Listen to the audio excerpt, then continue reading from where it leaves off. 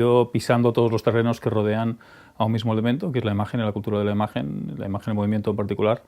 Y a partir de ahí pues, me he iniciado en distintos grados y con más o menos suerte en distintas disciplinas profesionales. Una de ellas es la realización. Ahora me interesa especialmente la manera en que está constituida nuestra mirada.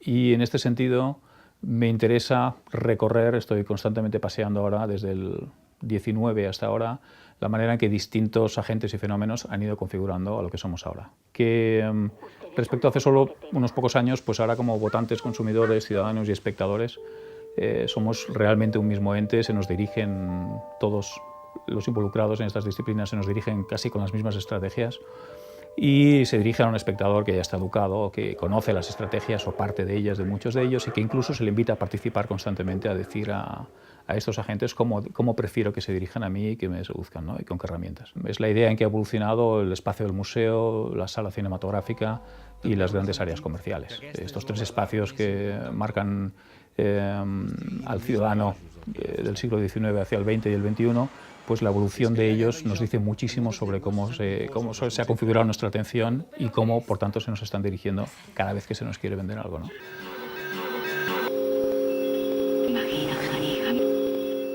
Cómo se producen este tipo de fenómenos que acaban determinando cómo lo entendemos todo, ¿no? Y que tiene mucho que ver con eso que se llamaba el tercer espacio, según Lefebvre, que es bueno, esta manera de empezar a vivir en un mundo en el cual lo real y lo ficticio viven cómodamente, sin generar ningún conflicto, ¿no? Esto era algo que parecía propio del mundo de los videojuegos, pero realmente mucha gente ahora participa llenamente de esto, en una subjetivización total y paseándose con el iPod puesto y viendo al mundo como un teatro dispuesto para él, ¿no?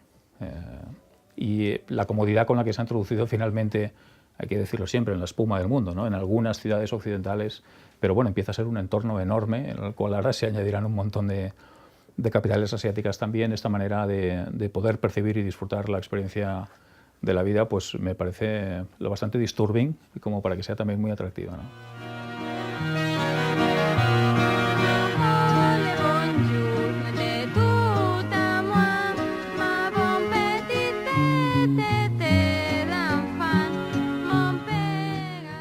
La idea conductista o la idea victimista, si se quiere, de que somos el objetivo de un gran dispositivo de seducción que busca siempre algo de nosotros a costa de lo que sea y que se nos dirige ahora principalmente a través de las imágenes, tiene una parte de real, pero en realidad hemos de reconocer que en muy poco tiempo, en apenas un siglo de cultura de la imagen y de cultura de masas, hemos aprendido a defendernos y a movernos bastante cómodamente en él. Y ahora, desde que existe Internet, también a participar de él de una manera muy activa. Lo cual no significa que sea una manera muy crítica, ni que desde luego sirva para desactivar ese gran dispositivo. Más bien parece que lo está nutriendo. ¿Eso significa que hemos participado en el sistema o que les hemos dado mejores armas?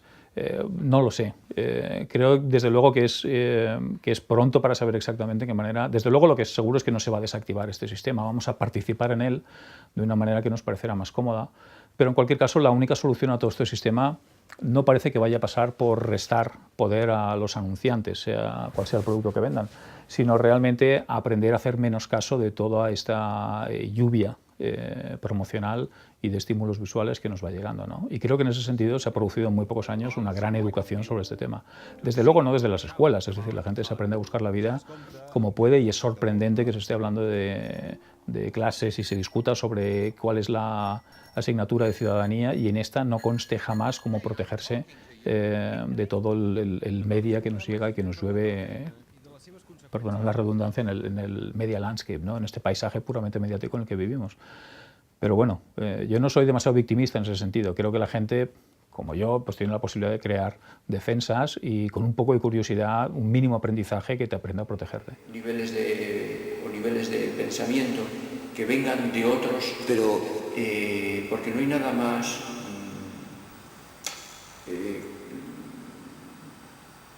débil que...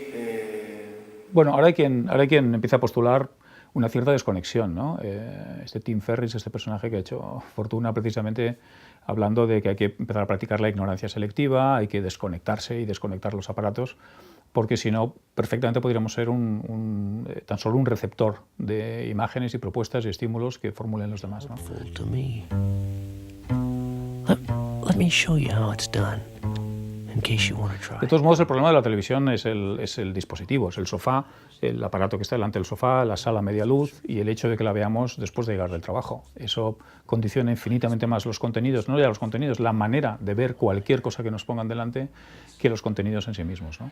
Y a la televisión un poco se le ha pasado el arroz, es decir, la idea de que cambiar la televisión implica entrar en la televisión, colarse en la televisión, de ver gente y productos como nosotros o los que nos interesan en televisión, esta idea, e incluso ya hacer de la televisión un dispositivo artístico o divulgativo de verdad, se le ha pasado porque Internet ha recorrido estas 3 o 4 décadas en las que la televisión ha tenido una oportunidad y finalmente ofrece lo que la televisión ya no puede ofrecer, que es satisfacer las minorías, ¿no? Entonces parece que al final la televisión para lo que urge es para crear una ágora común, por supuesto más digno, mejor hecha o peor, y Internet es el sitio donde cultivamos las filias, los amigos, las cosas más particulares que jamás un medio como la televisión y probablemente los libros tampoco pueden profundizar ni propiciar a una velocidad adecuada, ¿no? De todos modos, el problema del teleculturismo que yo ponía, el de la telebasura, consiste básicamente en pensar que una televisión es mejor si se habla de cultura constantemente, en lugar de ejercerla, en lugar de entender que la televisión es una herramienta, es una manera de trabajar, es una manera de construir contenidos en el cual se pueden hacer cosas de las que luego los demás medios hablen, por su capacidad de contagio, por su impacto, por su manera de transformar la visión de las cosas, ¿no?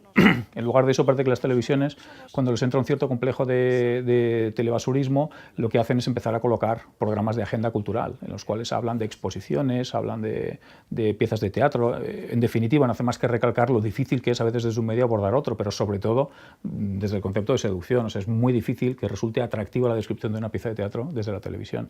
En lugar de hacer o una pieza de teatro pensada para televisión o hacer un programa que obliga a la gente del teatro a algún día a introducir la televisión en sus argumentos, ¿no? En lugar de esto, parece el único músculo que tiene siempre el rápido para desarrollar es programas de agenda. Hablemos de cultura, en lugar de ejercerla, en lugar de hacer cultura desde la televisión.